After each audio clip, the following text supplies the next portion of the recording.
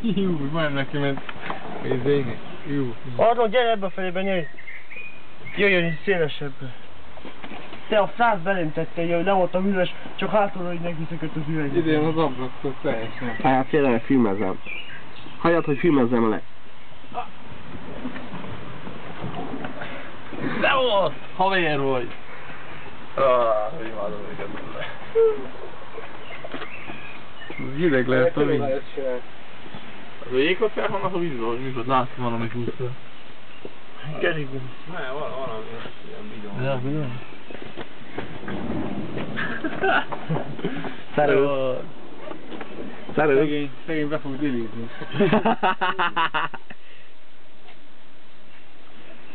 Puk, hoppá ki. Tényleg, és feje nem is vizes, vagy nem is tudom mit mondjak. Hát megrágom most, nem. No. Nézzek te! Emil, csald ide!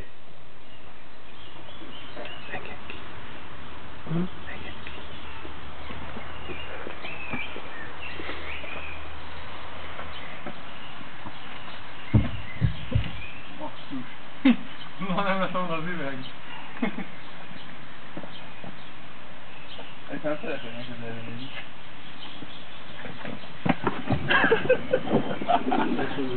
Miért tényleg, hogy felállt, hogy döngetsz az üveget például?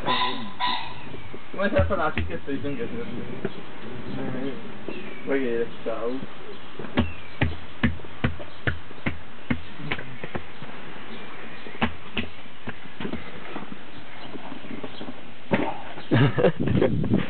Mire van megütöri az ablakot? Ne félj, nem jön ki.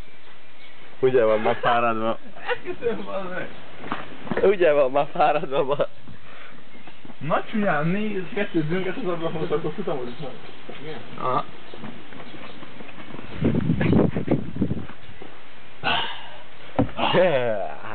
Ne bassz! Mindig vagy.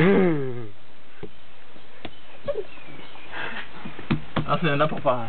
Na gyere, fussunk együtt, Hoppá, most. Jaj, bazzeg, megijesztem, bazzeg. Megijeszt. Hú! Hé, bárjál, pajajaj!